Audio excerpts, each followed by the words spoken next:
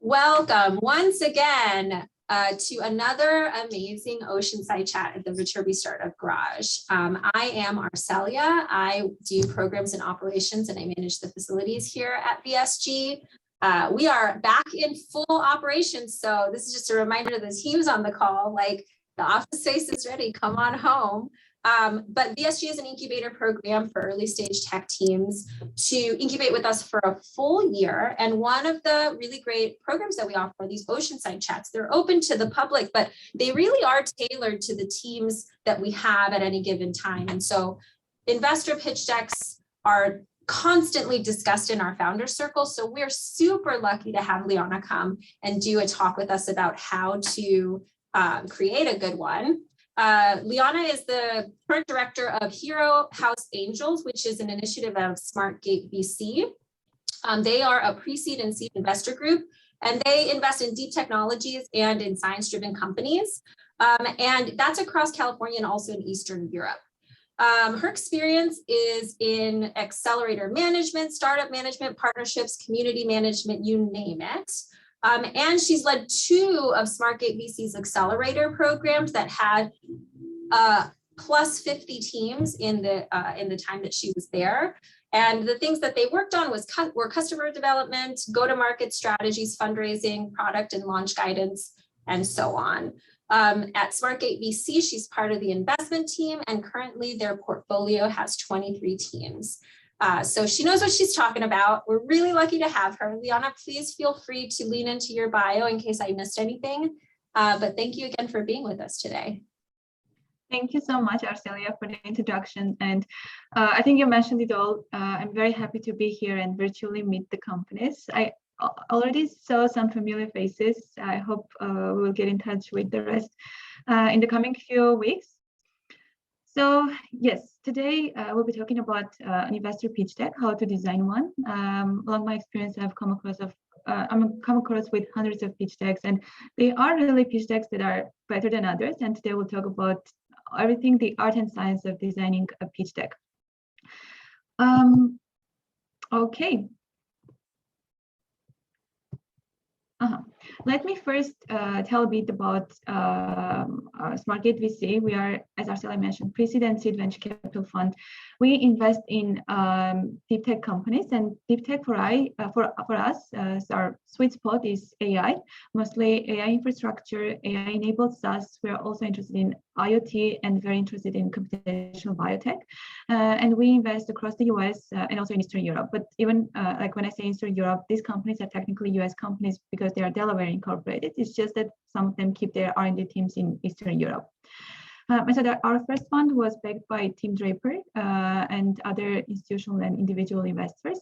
And currently we're investing out of our first and second funds, making both pre-seed and seed investments. So what we do essentially, we help transform science and technology into a business venture and scale in the US. And we do it by pre-seed and seed investments, by capital support to these companies, and also back office support, which basically means whatever the companies need to progress. Could be if they are very early on customer development, understanding their customers, their markets, market entry strategies, and as they grow and gain more traction, it would mean support on growth hacking, sales, future further fundraising, recruitment, and so on. Today, our topic is investment pitch deck, and I actually want to start with a question to you. What is an investment pitch deck for you? And you can take the second question too. Why do you need an investment pitch deck? Anyone wants to just unmute herself or himself and share your thoughts? Raising money? Mm-hmm. For clarity of our own thoughts. What was it? For clarifying our own thoughts. Yes, that's an interesting answer. Someone once told me it was to answer 3 questions, why your problem needs to be solved, why it needs to be solved now, and why you're the person to solve it. Yes. Yes, all 3 of them are very important questions, especially why you, and why now is very strong point again, but if you have a strong answer to it. If no, then you better just admit it. But yeah, that's correct. The investment pitch deck is just the slides, the presentation that you have explaining about explaining your company, the market you are in, the competitors that are there, what are you planning to do in the short run, what's your vision in the long term, and we'll get into all the details. And why you need it is usually if we're talking about an investment pitch deck, it's about raising money. There are different decks, like you can have a sales deck for acquiring new customers, you can have a deck for your employees, and each deck should talk to its target audience. Today, our target audience are investors, so I'll be talking about the investment pitch deck. There's just a slight difference between a pitch deck and investor deck. A pitch deck is the one that is providing visual guidance when you're there and you're presenting, you're pitching. And so for this kind of decks, you need less text in the slides because you want people to focus on you and your words. You don't want the slides to be distracting for the investors or whoever is listening to you. In the case of an investor deck, it's the one that you send out and you need more information there because you won't be there personally to explain anything that they might not understand. So the difference between those two is mainly the content. It's again the same construction, the same items that goes in it. It's just that how much information you put there. So how investors and also venture capital funds evaluate startups, because we mentioned that we make the investor deck for investors for getting funds from them. Let's talk about the usual process we pass through. So first, you have the pitch. It could be the pitch during the demo day, during the competition, or it could be just a casual pitch whenever you meet an investor during maybe a networking event or an elevator. As we know, the elevator pitch came from just a quick meeting in an elevator. You pitch the company either formally or informally, and then if the investor is interested, you get a follow-on meeting. And then after the follow-on meeting, if the interest is still there, the due diligence process follows. And this could be a couple of months. This could be just 1 month, depending on the prior contact with the investor, whether you knew each other before, this was the very first interaction. And then during the due diligence process, we as investors, we usually get a deep dive into the company. We try to understand the market they're in, who else is there, who are the competitors, and then what's the technology, because like we're deep tech investors, technology part is very important for us. And then we do background checks on the co-founders and also sometimes even core team members, the very early hires in the company. We may reach out to our network, domain experts, if there's something very specific the company is doing and we don't have the domain expertise, we may just try to get feedback from our own network. And then we also, it's very good, and I like it when investors also do some work together with the founders during the due diligence process. So they still are not sure if they are going to invest in the company, but they're willing to provide some value to the company. And it works well because during this period, when you work closely with the investors, you also understand if there's a sync between the investors and the founders. Because if you make the investment decision, it's going to be a very long journey for both, and it needs to be long and it needs to be trustful and transparent relationship. We usually call it like a marriage because you really could get into a 10-year relationship with each other. So you really want to trust these people, and working together before making the investment decision usually helps. So what's the investor pitch deck? It's usually a 10 to 20 slide presentation.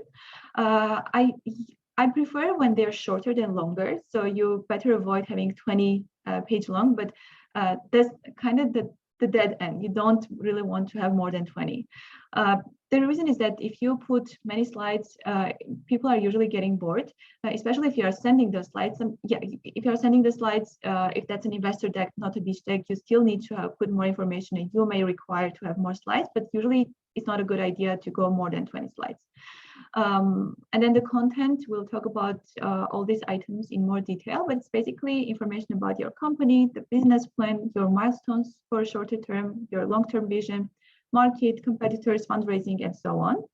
And the purpose is to get a meeting. If your pitch is interesting enough that the investors are interested to know more, that's a good pitch deck. That means that you got the interest, the first step was the pitch deck and it served its purpose. And then the second purpose would be if you are participating in a demo day, or if you are participating in a grant competition, you may be required to pitch from a stage, and that's one reason you may need to have a good pitch and a good pitch deck. So there are different templates you can follow. YC, as you know, the very first accelerator, and to me, still the best startup support mechanism that's in place. Y Combinator has its own structure for pitch deck, and then 500 Startups has another structure. Guy Kosaki has proposed his own structure. Sequoia Capital, Nextio Ventures, and Airbnb. It's a very long pitch deck, but a very old version, but still something that is worth following. And then there are some slight differences. For example, the executive summary, you can see it only in the Nextio Ventures template. But the problem, it needs to be in every pitch deck, because there's like a must-have problem and solution. What's the problem you're solving, and then what's your own solution to that? The ones that I have marked in bold are the most important ones, and we're going to talk about each of them in a separate slide. So now let's just have a look at the ones that are not in bold. The executive summary is a couple of points about the key items that you want to stress out. This is an interesting slide. It's just that you can show these points each in its own place in the pitch deck. But if you want, you can have a separate slide either at the end or in the beginning, and show the most important items that you want to leave the investors with. What's, let's say, the top 5 things that people should remember about you. The why now slide, Oliver, I think, mentioned as one of the key points. I agree, that's very important, but if you have a very strong answer to why now is the right time to do this business, to start this startup, why 5 years ago would be too early, why maybe the industry wasn't ready back then, or maybe you personally weren't at the position where you could make the business out of this technology, for example, or why 5 years later will be late to start this business. So if there's a strong answer to why now is the perfect time to start this company, then you should definitely have this slide, and that will be very impressive for the investors too. The underlying magic, again, if there's something very unique worth mentioning about your maybe technology, maybe something, some insight on the industry that you only possess, if there's something, again, very strong about this point, you should stress it very well. If not, then just better avoid it. Competitive advantage, this is very important. It's like, again, a must-have in the pitch deck. I haven't bolded because you can combine the competitive advantage with the competition slide. So you can show all competitors in one slide and show how you are different. And it's usually good. Like, I like it when you show a competitive landscape and you take 2 important aspects that you compare yourself with others in the market, and you show your exact positioning. What segment you're targeting, what's your niche, and what's the domain that you'll be the best at. The marketing plan and go-to-market, this is again very important. It's just that you can put together with the traction and milestone slide. But if you have a lot of traction already, and just one slide is not enough to show both the traction and the short-term plan, that then you need to separate those.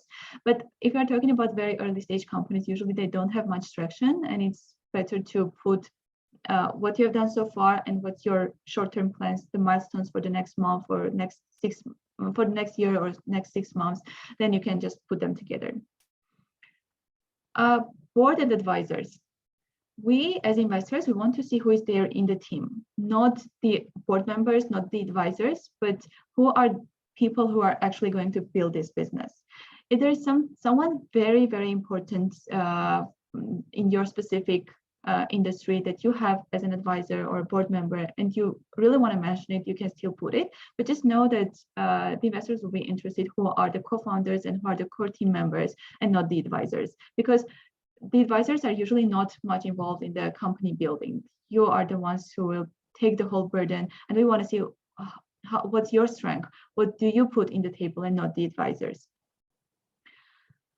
press user testimonials. This is good to have. It's just that for early stage companies, you probably don't have much testimonials. It could be like, and then there's also the credibility side. Like you could put any testimonial there, right? It's not.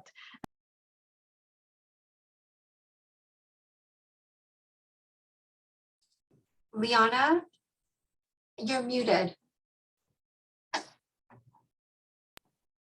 Okay, do you hear me now? Yes. Where did It was just for a brief moment. okay. The very beginning. Testimonial slides. Okay, so the thing about testimonials is that for early stage companies, usually you probably don't have many testimonials, and then we would love to know your progress more than. I mean, it's important what your customers are saying. It's just that because you're very early stage and a lot of things will change along the way. You'll do little iterations, you'll may also do a big pivot. So it's not like the strongest point that you can put in your pitch decks. Therefore, it's not a must-have. You can still put it, but you can also go without it. And then financial and use of funds. Use of funds is very important. It's just that you can combine it with a fundraising slide. And I'll also talk about it separately. Regarding the financial side, because again, you're early stage, very much probably you don't have much financial performance, and therefore it's not very interesting for early stage investors. Like we sometimes look at the financial projections, but we again know that so many things are going to change. And if you have revenue projections, if you have cost projections, those could be very unclear at the early stage, and therefore it's not like a deal breaker. Or we know that everything is based on just hypothesis, and it's not mandatory to have in an early stage pitch deck. But again, if you have some financial performance, and especially if they're very good performing, if you have very good performance, then you should definitely put it there. Any questions here before we move on to the bold items, the must-have? Yes, there's a question from Teresa, and then I don't have any other hand raised, but after Teresa, if anyone else wants to ask a question, please use the hand raise function. Go ahead, Teresa. Thanks, Liana. This is so interesting. I'm learning a lot from your talk. You know, I've been helping companies commercialize or stand up, and usually it's some esoteric deep tech that I help them with. But a lot of times we'll send these teaser decks, and it's just some habit that we got into. We all worked for a private investor, and that just seemed to be, you know, what we did. And I wonder, is that annoying, like sending 5 slides, or you know, you want 10 to 20? Because the 10 to 20 surprised me. Yeah, I would say the teaser is the pitch. Like when I talk to someone, when I just meet someone and they are excitedly talking about their company, that's the teaser. That's the point when I really want to know more. And when I ask for a deck, I want to see information there. I want to understand the business. And then there are questions that I will definitely look for. The ones I marked in bold, those are the ones that I really want to know the answers of. And then if I'm still interested, I'd love to get a meeting with the company, talk further, ask further questions. But yeah, having it's actually the first time I'm hearing a 5 or 6 slide deck, because that's really small. Like I say even 10 is small, but if you can put the information in a 10 slide, then that's good. But you probably won't be able to put much information in a 5 or 6 deck slide. Okay. Like Yeah, that's how I am too. I'm like, I want all the information. So I like your answer. Thank you. Nice. Cool. So No I more have questions? a question. I do. So, and this is just honestly just understanding the way investors think and whether or not certain things put them off. But I know that it has become pretty consistent with teams at the garage to send pitch decks that are only like temporarily capable of being viewed, like they have a expiration to them through like SlideShare or certain other platforms. And I'm just wondering, does that bother investors? Does that like, is that an issue? Because I know partially the reason they're doing it is because they're very they're very fearful of, you know, they're getting out there, and they want to make sure that, you know, their information isn't just freely flowing constantly. And so I'm just wondering, from an investor's perspective, are there like points against a team that uses something like that? Yes, I like it when they require emails before viewing the deck, so they can also track who is viewing the deck, how many times, and see if the investors are really interested or not. But I don't usually like it when they limit the number of days I can view the deck, because that's a sign of mistrust to the investors. And if you don't trust the investors, you shouldn't share the deck with them.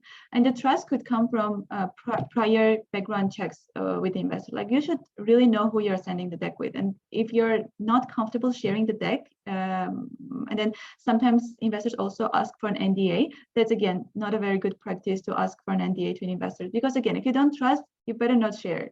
And then you can, for trust, I know if you don't know the person, you don't really know if you should trust or not, right? You can just talk to the other founders who have already raised funding from them, or try to engage your network and see if you should really be starting investment conversations with this company, with these investors. And then, like, if you very clearly, if you see a competitor in their portfolio, that's already a red flag. You shouldn't talk to them, because they may, I mean, if they're not nice, they may use it against you.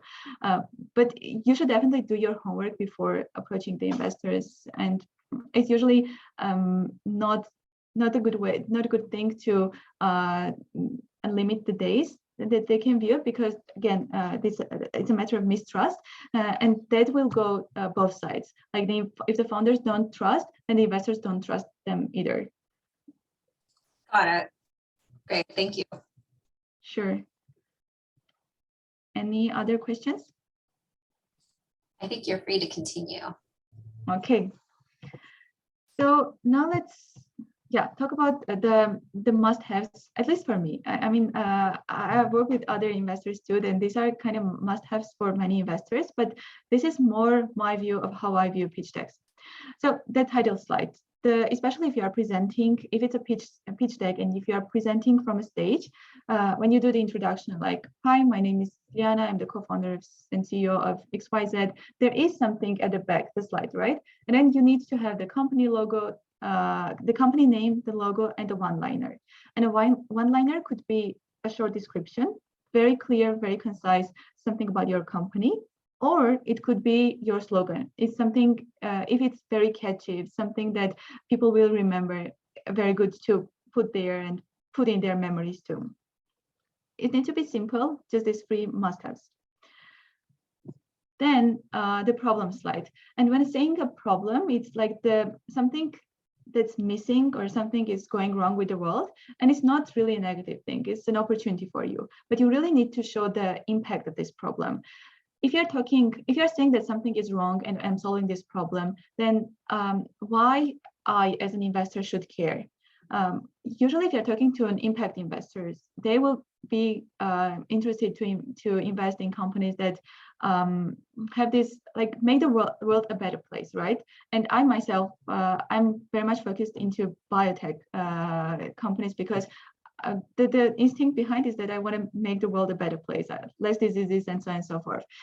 But generally said, investors are interested in the numbers. They want to see how many people have this problem, how many businesses have this problem, how much money does it cost them, and whether this is something that I want to invest in, and if this will be an profitable investment. So apart from just showing that something is wrong in the world, something is missing, and I'm feeling that gap, make sure you show in numbers how big of a problem it is. And then the solution slide. This is basically about what you're doing, and make sure you just very clearly, very simply, and very concisely share what you are doing. Don't use complex words. Make it very simple, and don't try to impress the investors about with how big of a how complex and big how complex the problem is and how complex your solution is. Just make it very clear, and then make sure you also show the benefits of your product. If there's something very unique or something very something that really solves a pain point, make sure you communicate that very clearly. The market slide. This is about how big the market is and how big it will be in, let's say, 5 years from now, 10 years from now, 20 years from now. Because as an investor, I want to see what's the size of this problem, and then how big it will grow in the future. If you solve a problem for a very small niche market, then it might be less interesting for some investors. But of course, in this case too, you can find the right investors that you should approach to, the investors that are much interested in that specific area or domain. But generally, what investors like, they like big numbers, big but realistic, and then they want to see the market size, the growth rate. So make sure you show that in numbers, and graphs usually help. They're just visually better way to present the market information. The competition is very important. Every product has its competitors, direct and indirect, and you need to be aware of everyone else who is in the market. But the most important thing about this slide is showing how you are 10x better than them, and what's your very specific niche area. As I said, there could be, I was talking to an edutech company just today, and they are building something very similar to Coursera, but they have a very interesting category, because they're still thinking about how they should differentiate themselves in the competition, because there is Coursera, there is Udemy, Udacity, and like very many giant players. So to survive and then thrive in such a competitive market, you need to have a very specific niche area, and I call it your category. Like the market is huge, but the players are also huge. And then if you can fill in just an even very small share in the whole competitive landscape, then that's your domain, and you are the best at it.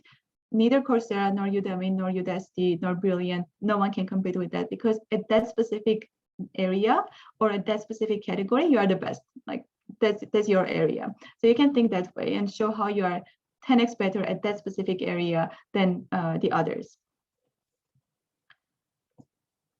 Traction and milestones. As I said in the beginning, you can separate those slides. If you have much traction and you want to show it very clearly, you can separate it from milestones. But if not, you can also show it together, and also you can have it on a time frame, like so that you also can show the progress, which is visually more appealing. The thing about the milestones is that what's your steps 1, 2, 3, like very exactly in the next 6 months, what are you going to do? Because you can talk about what the vision is, how great you are, how great the product is, and what you can do in the next 5 to 10 years. But what very concrete, what are your next step? What is the second step? What is the first step? Because as an investor, I want to see that you understand, you have a plan and you understand where you're going to. You have the vision, but on a very technical side, you know how you're going to implement that vision in the coming 6 months or in the coming 1 year. And this is mainly your GTM strategy, your go-to-market strategy, but avoid putting very general statements in the go-to-market strategy. Like if you say, I'm going to do social media marketing, or I'm going to set up a newsletter, everyone can do it. So go-to-market strategy is more about what unique you'll be doing to enter the market and have your say in the market.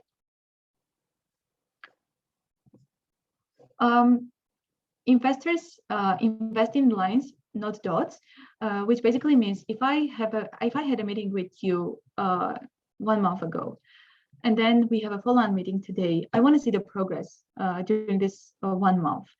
And if I see that the company is growing very fast and the founders are growing very fast too, and if I see something is moving, then I'm expecting that in the next month, in the next 1 month or in the next 6 months, you'll have more better progress. But if I see that things are moving slowly, or there isn't really much progress from our last meeting, then there's already pretty hard no from the investor side, and just show. And it could be like for early stage startups, we're not expecting that you build a business in a month or so, but we really want to see that co-founders change. They like, especially if you are coming with a technology background, and that's what we usually see with deep tech companies. The founders have tech background, they know how to build a business, but they don't really have the entrepreneurial mindset. And if we see the progress on this side too, they start thinking entrepreneurially. Even like reading books can be a progress. If you're really committed and you work hard on the company, we really see the progress, and that's very important for the initial interactions before we make the investment decision. Vision. We talked about the milestones, the go-to-market strategy, and the very short-term plans about what you are going to do. But the vision is also important. Like, what's your North Star? Where are you heading to?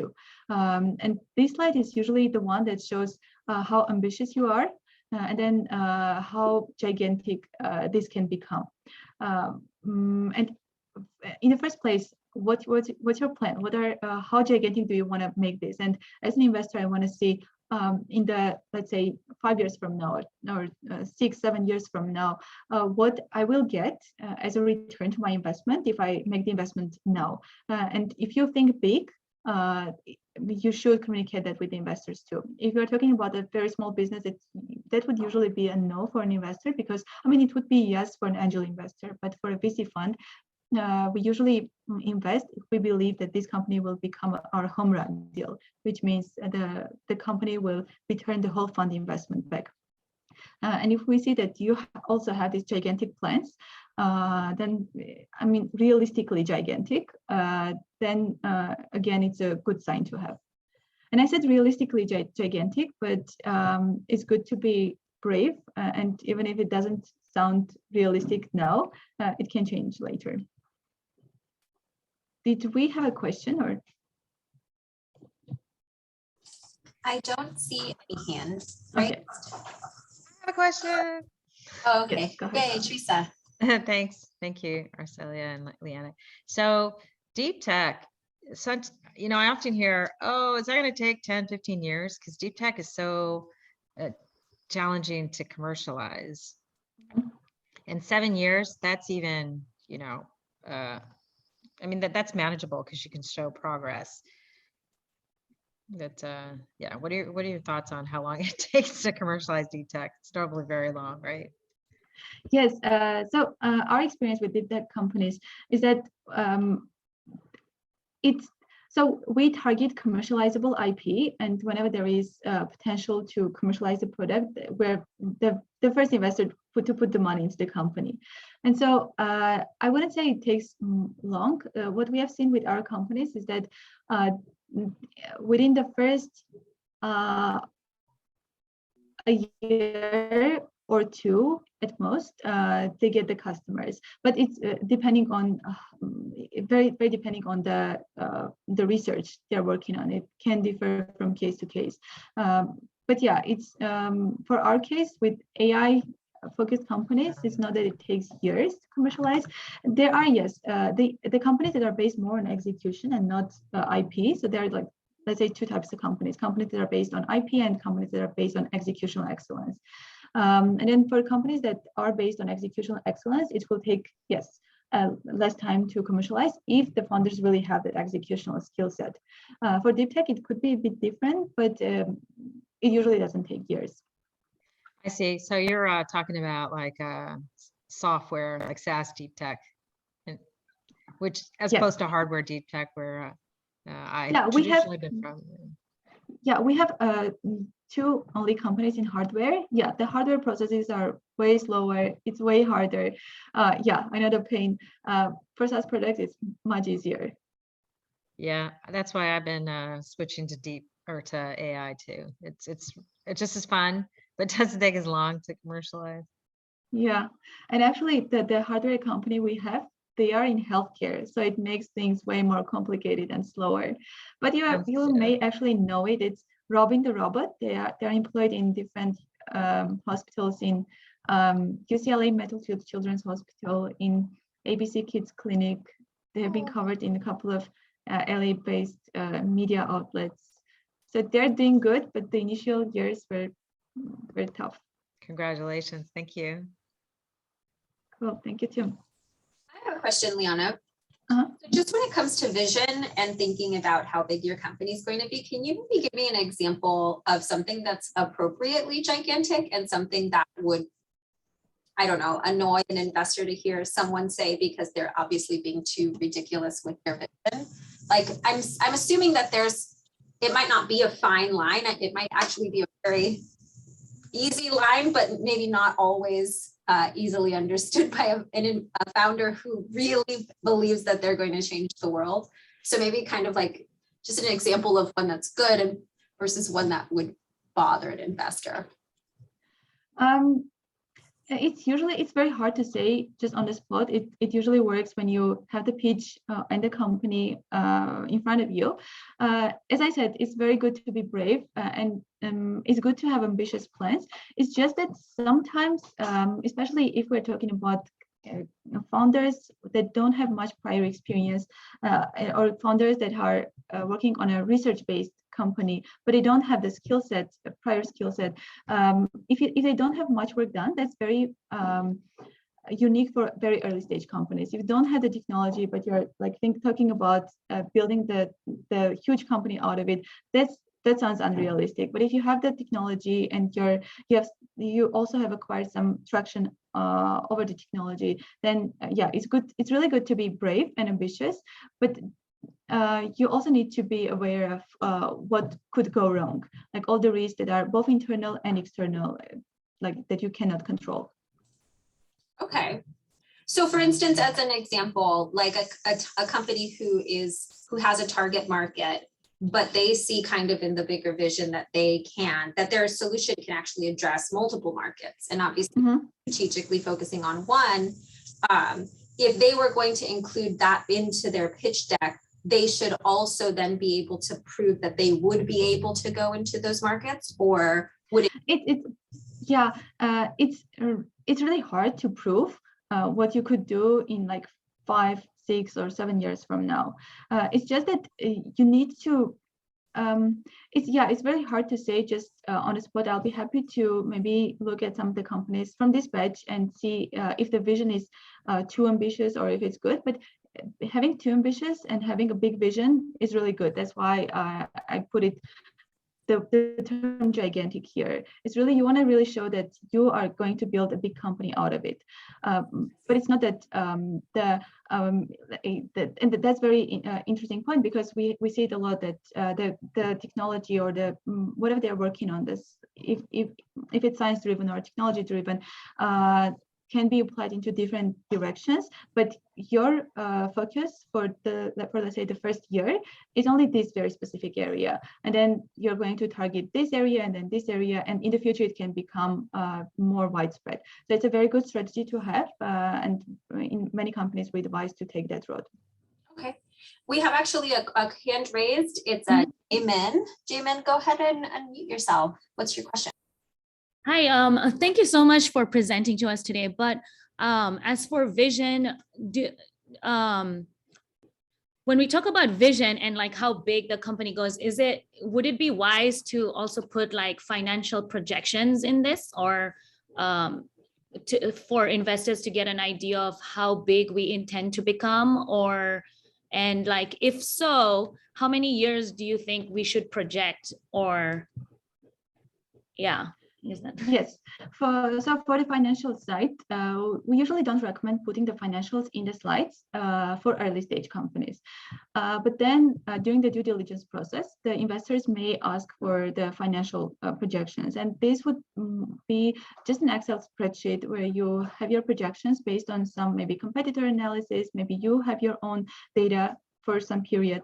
So it's good to have it separately, but if you do have some financial performance and you can make more accurate assumptions, then you can also put it in your slides. Regarding, what is the second part of the question? Oh yeah, no, that was good. Okay. The second question was if we were to project a certain amount of years of financials, how many years is a good amount to project? You can project for let's say the first, if you're talking about the early stage companies, you can project for the next year or two Okay. at most, because the further you go, the less accurate they will become. But most investors, they understand that the projections you make now, they're very unrealistic, because there's no historical data that you can rely on. And most investors not even ask you. What we do, we don't ask for financial projections, but we look at the financial projections and we work with them to work on the financial projections. We help them along the way. It's not that we base our investment decision on the projections we get from them, because things change a lot in the early years. Okay, thank you. Mm-hmm. Okay, Sure. Anand has a question. Go for it, Anand. Since RCU asked about how big and crazy a vision can be, I want to give an example to Liana and get your thoughts. Our vision is we're going to change the way professionals write and use emails going forward. That's very good. I actually remembered it from the VC office hour. Yes, I think there was some misconception about the vision part. You really want to have a very, very ambitious vision. And if you're saying that you're going to change something that we do regularly, that's all the like successful companies previously, they changed something in our lives, and we couldn't imagine no one would imagine that we would do Zoom calls. Like, I'm in Armenia now, and you all, I think you're in LA, and we're just talking, and you won't even feel the difference, right? But back before, like when Zoom was probably pitching to its investors, it would sound weird maybe to the investors. So it's good to have a very ambitious, very strong vision, and that's what we want to see. We want to see big visions, big companies, and we want to see that this is not a small business, and this is not a 1-year plan or a 2-year plan. It's actually something that's going to change the way we live, the way we think, and the way things are being done at the moment. Great, thank you. So if, like, a couple of years from now, I write my emails in a different way, that would be just very cool to know. You will. Very nice. Okay, and then one more question. It looks like, actually there's two. One is from Tom, and then there's a question in the chat. Go for it, Tom. Hi, Liana. Awesome to hear the presentation, and much appreciate your time today. So, quick question. It sounded like the pitch deck options you were talking through typically lean towards more slides as opposed to less slides. I always end up trying to put too much information in there, and then I move it to the appendix, and the appendix is great and it's full of information, but it's like an additional 10 slides or something like that. What do you think is a good level of detail and number of slides for an appendix for a pitch deck? The appendix is important, particularly if that's a pitch deck. Like if you're presenting and then some objections or some questions will arise, you really want to have these backup slides at the end. If you're talking about an investor deck, then you can just put this information in that's in appendix during the regular slides. So you don't really want to separate them. I mean, you can, but there is no reason to do so. Unless it's an additional information, it's not a must-have to be in a pitch deck, you should put it in the appendix. If that's important information, then you just put it in the slides. And then altogether, again, it's good not to have more than 20 slides. It's just that people will be bored and they won't read the entire slide, but you really want them to read the important ones, and therefore you need to put the important information, the ones that we are passing through now, and then all the additional details. They will, if they are interested, they will have lots of other meetings with you and discuss all the details. In the deck, you really want to focus on the most important items, and you don't want to have additional and distracting information there. Like as an investor, when I pass through the slides, I want to get the answers of some of my questions, and then I don't want to have much noise there, because all these secondary questions, they will be answered through the second, third interactions with the company, with the founders. That makes sense. I really appreciate it. The quick answer is, again, less than 20. Cool. Thanks. Of course. And then just one more very specific question from the chat. It's from someone asking how much equity I'm assuming that you guys take during first investment. Yeah, it's different from company to company. It's not a specific number. Depends on the valuation, depends on how much we invest. So yeah, it's not a strict answer. It's more on also based on like the equity size needs to be something that both the investors and the founders are comfortable with. And we're very careful with this, and we don't want our founders to feel like they give more than they should. But yeah, it's very different from case by case. Okay, thank you, Liana. Cool. So let's move forward. The business model, basically about how you're making money. And this again may change along the way when you're very early stage. But we still want to see how you envision it at this moment to make sure that you're not just a problem solver, you also have this business mindset, you're making money. And this is not just a solution to a specific problem, it's a business that works. That's why you need to show what's your monetization model, how you make money. The team, this is very important item in your pitch deck. And you want to show why you are exactly the people who needs to be behind this company and who will be able to build, let's say, a unicorn out of it. And as I said in the beginning, you want to put the founders and maybe also core team members if they add very unique skill set to the team, very important team members. You also want it, and are not co-founders. You still want to put them in this slide, but you can not put the advisors because, as I said in the beginning, we're interested to know who are the people who are building this business and not who are the people who are advising you along the way, because you are the ones who are like heavily engaged in this company building. And then depending how strong the team is, you may want to put this slide in the beginning. Or you can put in the middle or closer to the end. Usually people put it either in the beginning or at the end. If you are, let's say, building a biotech company and you have 20 years of experience in pharma, then that's a good sign that you should put this in the very beginning. Because when you pitch, I want to know from the very beginning that I should trust you because you are the right person who can solve this problem. About the fundraising, this could be either separately how much you have raised so far and what's your ask, like how much capital you need now and for what, or you can combine this together. Especially, it's usually a good idea to combine this, and you just put how much money you have raised so far. Like, let's say you have raised a 5K pre-seed round, or you have acquired a 100K grant, for example. And then what's the ask now, how much money you need at the moment, how much commitments you already have, if you have any. And then an important item in this slide is about what's your use of funds, like how are you going to manage this money. It's not only about like 20% on marketing, 50% on product development. It's more about what are the milestones that you will get if you get this money.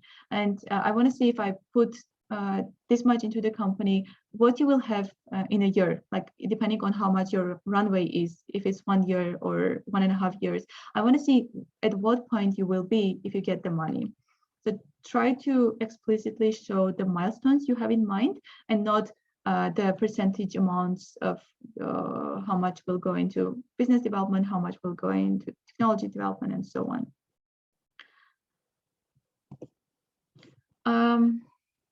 There are some, I call it golden rules from Y Combinator. They advise to, have your slide, have your pitch deck legible, simple, and obvious.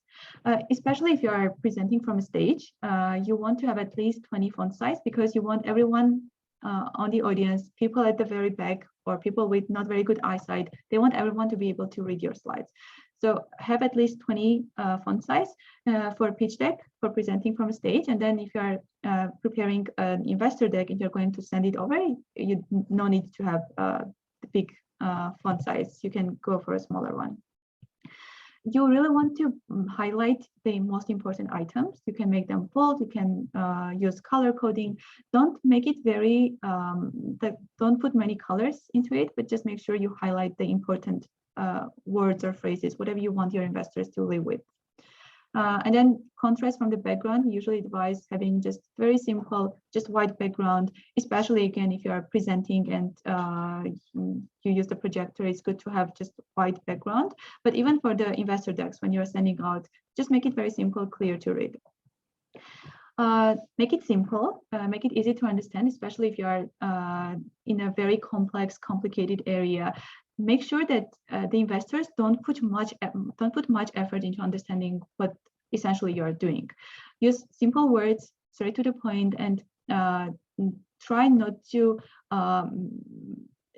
I've seen this a lot, especially founders who are more in complex areas. Let's say, if you are in computational drug discovery, for example, it could be hard for an investor who don't have the specific expertise in this area. It could be hard for them to understand what's the problem and how your solution is specifically different from the others.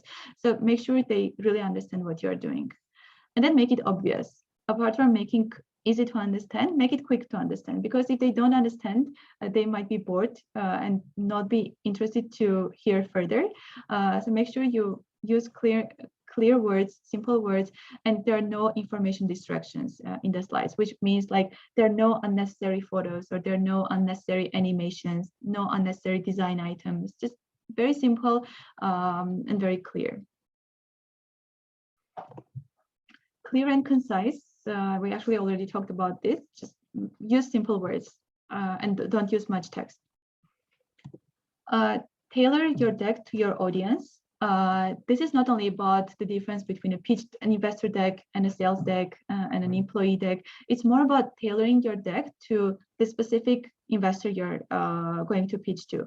Different VC funds, different angel investors, they focus on different things. So you will need to do the background checks on the investors first and share very tailored. I mean, it's nice to have, nice to see when the founders tailor the deck to that specific investor. And it's not only nice, it's also paying off to you, because like you can see their LinkedIn profiles, you can see their generally social media activity. Maybe they have let's say some investor has a very much interest in unit economics. They have a couple of blog posts about it. They have a couple of social media posts about it. Then you really want to have implement some unit economics data in your presentation, if it's applicable, of course. So just make sure your investors is interested in like what you're doing. Handle objections before they arise. This is also about the slides, the backup slides that you can have at the very end, the slides that you don't really want to mess with the entire deck, but you know that those questions will probably arise, or these are generally the most common objections you have heard from many different investors. You really want to have backup slides at the end of the presentation. You may need, you may not, but just make sure you have the support if you need to. For complex domain-specific concepts, make sure you make it clear. I very briefly touched on it. If you're in a very complex area and the investors might not have that very specific knowledge, make sure you clarify the area, the problem, your solution, so that they understand what's the problem and what's your product about. Replace titles with messages. For example, we talked about the problem slide and we talked about the solutions slide. You don't really want to put the titles of these slides as problem or as solution or market. You really want to stress the important items in it. For example, for the problem slide, maybe let's say 20% of school age kids have this problem, or let's say $20 million every month is wasted on XYZ. You really want to stress these important items, the things that you want to leave your investors with, rather than mentioning that this is my problem slide, and then this is my solution slide, and then these are my competitors. It's better to have phrases and words instead of just the names of the slides. In the very last slide, restate the company name, your own name, whoever is pitching, whether it's CEO or another co-founder, contact information, how people can approach you, and a one-liner if it's catchy, a catchy description or a catchy slogan. If that's something that people will probably remember it, and you really want to put it there in front of their eyes. Again, especially if you are pitching from a stage. We are actually running out of time, but I do have time and I want to finish it up if everyone is fine and we can go on. Yes, please continue. Thank you for staying on late. Yeah, okay, good. So we covered the must-haves in a pitch deck, but let's also talk a little bit about venture capital and fundraising from venture capital, because usually you need this pitch deck when fundraising from VC funds, and also angel investors or private equity maybe. But I think most of you are at the stage when you're either approaching an angel investor or a VC. So when do you really need VC money? When do you want to talk to venture capitalists? What are your thoughts on this? I mean, you could maybe get a grant and not even give equity for it, right? I find that people often, teams often start really looking for funding when they need additional talent that they are no longer able to do themselves. I think startup founders wear lots of hats, and then they hit a wall where they realize, wow, like I've been doing this, but I'm not doing it as good as somebody who is a professional at that could do. For instance, like sales and marketing, I feel like costs a lot of money. And so then in order to appropriately scale in that way, you need. Mm-hmm. Is it more about like hiring, being able to have the capital resources to hire professionals to the team? Right, like hiring is definitely a reason. Mm-hmm. Yeah, but you can still get a grant, still have the capital and spend it on hiring, right?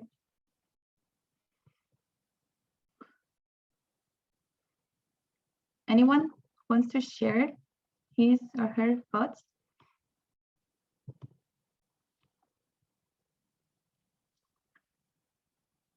Because it's not free money, right? You pay for it. You give part of your share in your company to these investors. Why would you do that? Yeah, just on our side, a quick thought about why the timing makes sense now.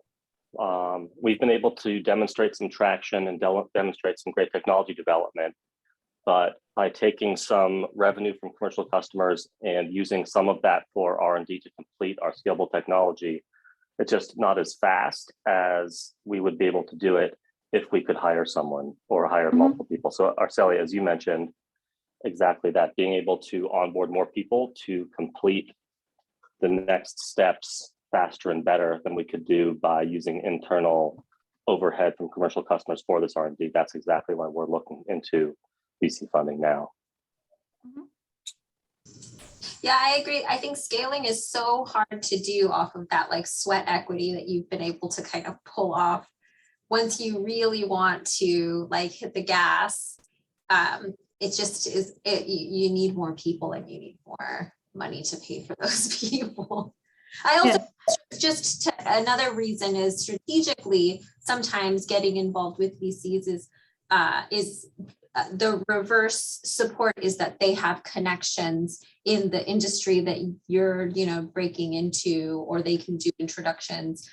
So there might be some kind of like industry expertise that you get out of that relationship that's super important, especially in like older industries that have a lot of kind of long-standing members, like oil and gas, or like one of our teams is a part of they're in like the telco space, which they have just these huge organizations and companies that already exist in that space. And so getting investors who already know the big players is a huge advantage for an early stage team.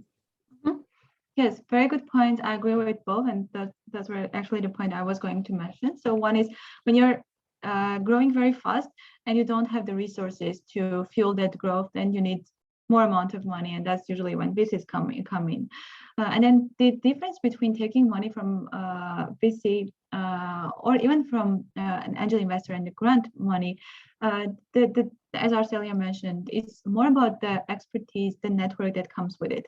And here comes the important part, that you shouldn't really take any money that from any investor that would be interested to invest in you, because if you're really, really good, a lot of investors will be interested to join the round. You need to be very cautious about who you take the money from, whether this is really going to be a value add in your journey. Because I've seen lots of investors not working very closely or not being able to provide much value to the company just because they're not the type of investors that have that specific skill set or that specific network that can be valuable to you.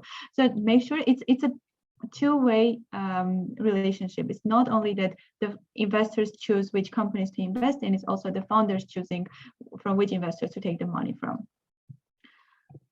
And on the technical side, that would mean if you're at the sweet spot of these investors, what stage they're investing in, what industry they're focused on, what's their geographic coverage, and what's really the sweet spot.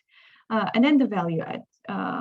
As I said in the beginning, you should also do your background check, see what other companies they have invested in, trying to talk to the portfolio founders, get their insights on the follow-on work, post-investment work with the founders, and then maybe work together before making the investment decision if the investors are also fine with that, trying to evaluate which investors to take the money from. And then on the connection side, if you can find someone who can do warm introduction, that's best. If no way to have a mutual connection who can do the intro, then you can also go ahead with a cold reach out. It doesn't work as well as a warm introduction, but it's still worth doing if there's no one who can make the connection. And then timing is very important. Allow enough time for fundraising. It can last up to 3-4 months, and then really allow some runway, at least a year or 18 months, a year and a half, because you really want to focus your resources on fundraising for some period of time, and then you don't want to think more about fundraising. You really want to go back and work. And also make sure you don't reach to a point when you're running out of money, but you also don't have the new round set up. So make sure that you have at least maybe 5 to 6 years, let's say 4 to 5 months runway until you start thinking about the second round. At least, like, this is the dead end. You can even start thinking about the second round 6 months in advance, because this may take longer. From what I see from my experience, it's usually taking from 2 to 3 months, but this can take longer. So make sure you have resources to pay for your employees, because that's actually one of the most common reasons why startups fail, because they can't get more funding from investors. And here I am sharing a couple of, Arcelia actually talked about this in the beginning. I'm not sure if everyone was already here, but or we had already started, right? It's a good practice to use a pitch deck tracking tools. You can use SlideBean, Yesware, DocSend, Attach, and many others out there. As we already discussed, it's not a good idea to limit the number of days that they can view, but it's really a good idea to have something in place and really track which investors are interested, what slides they put most, they watch the most, or then how many times they come back and look further. This will give you some guidance on which investors are more interested and which not very much. These websites are about us. The SmartGate is the VC fund, and Hero House is our technology hub. So if you're interested, you can check them out very quickly. So we are VC fund, we invest in these companies, but we also have a technology hub. One is in Armenia and the other one is in Glendale. And we run another accelerator there. We work mostly on sales and growth hacking. So this is the stage when you already have some initial traction and you need support intensifying, getting more customers, more partners, and also raising a seed round. So if you're interested, I'm happy to talk later or now, and just leaving the websites here. And my contact information, I have my email here, and the QR code takes you to my LinkedIn.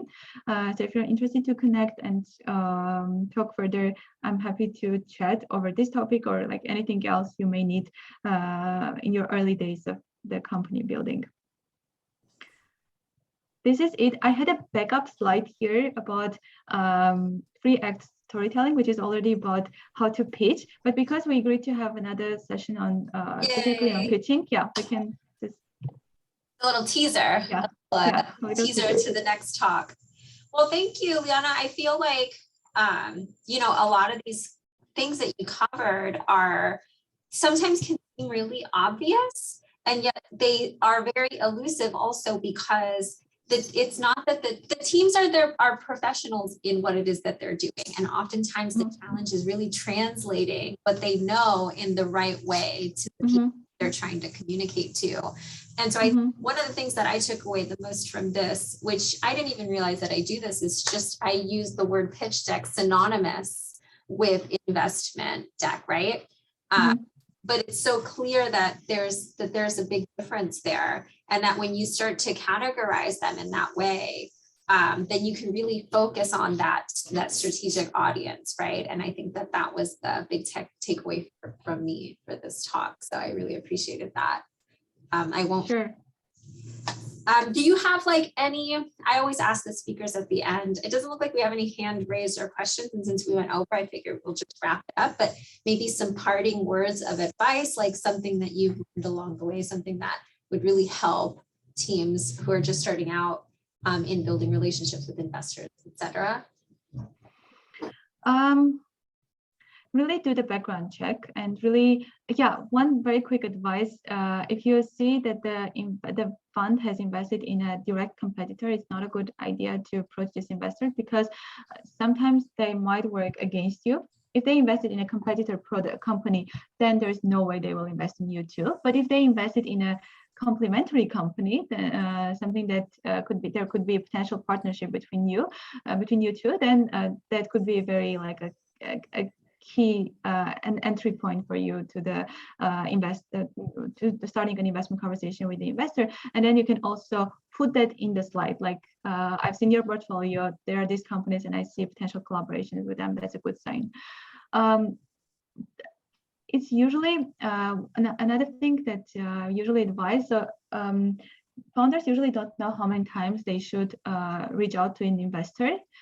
Reach out as many times as it's needed. If you really want to talk to that specific investor, reach out as many times as you need it until you get a no. If you get a no, then that's like the clear answer. But if you don't get if you don't hear from them, or if it's still a maybe, then you can feel free to reach out. It's not like bad act from the founder's side. But on the other side, if the investors are procrastinating and if they're delaying their investment decision with maybe next time, maybe let's talk a month later, let's talk 6 months from now, that could be a red sign, but there's a very fine line. Like we have had cases when we didn't invest in the company in the first 2 or 3 months. We worked with them for probably a year, and then we made the investment decision. That's because we saw a lot of progress in the founders. So if you are in contact with the investors and it may take more than you would expect for them to make the investment decision, but if you're in contact and that's a very positive relationship, you work together and the investors get more and more excited along the way, then it's the type of relationship you really want to have. Because as I said, as soon as they make the investment decision, it's going to be very long, it needs to be very trustful relationship, and during this time you just build the ground for it. If there are specific questions, I'll be happy to expand more on like any question that may arise. Well, we have Anand has a question. Anand, are you there? Yeah, so You know, I have a question, Liana, for you. From a perspective of founders. I have met several investors who like to play, you know, their cards in a sense, like they want to keep somebody around because they may not be the right time right now, right? What I have led to kind of started to ask is, hey, are you currently investing actively? Is this the type of company that you would be investing? And basically kind of the reason for those questions is to figure out if they are, you know, just going to spend our time and energy into chasing them when naturally as founders, we have very limited time. Investors have very limited time. I'd rather get a no, but I know that's most investors want to have optionality. Tell me, what's the best way to approach this without upsetting the investor in a way that, you know, they start spreading like, oh, don't talk to Anand or what have you, right? Yeah. Some investors will still be upset for such communication, but it's very like common practice. Everyone's time is limited, and even the communication needs to be very clear, like even from the investor side. If we are still unsure if we should invest in the company or not, it's good to communicate that very clearly with the founders. And when I said that sometimes it has happened that we didn't invest in the beginning and it took us a year to work together and so on and so forth, we communicated that very clearly with the founder too. We have even had a case when we had that founder around, but we didn't trust the company he was building. And then he came up with another idea and we invested in that because we knew the founder is capable. It's just that this is not the type of company that will grow big. But the communication, yes, needs to be very clear. And then on your end too, it's okay to say that we would like we have this many commitments. We're planning to close the round at this time frame, and we want to go back to work. And so, would you be able to make an investment decision in this time frame? And if they still need more time, that's okay. You may move on with other investors, and they may join your follow-on round. So that's okay. You don't want to be constantly on a fundraising mode. You really want to allow some time for fundraising and then get back to work. Thank you. All very good advice. Okay, so like Liana mentioned, she has another really great presentation in her back pocket about how to deliver such pitch decks. I loved that little screenshot. I can't imagine how much value there's going to be in that talk. So once we get that scheduled, you guys will all hear about that through the newsletter and through emails. This recording will also be sent out to everyone who's participated, hopefully along with the deck if Liana's comfortable sharing. And some connection and contact information for her. Thank you for participating in all these. Like I said, it's going to get a little bit sleepy for just a brief period of time, so VSG can focus on Summer Smasher and recruiting, but we'll be back on track probably within a month or two, so no worries. Thanks again for your time, Liana. Thank you so much. I really enjoyed my time here. And if you have follow-on questions, I'll be available over email or LinkedIn. Let me know. If you would like to review something specific on your pitch deck, I'll be happy to do that too. And hopefully we'll see you again for VC Angel office hours in May. Yes. All right. Thanks. Cool. So, yeah. Bye, everyone. Bye-bye.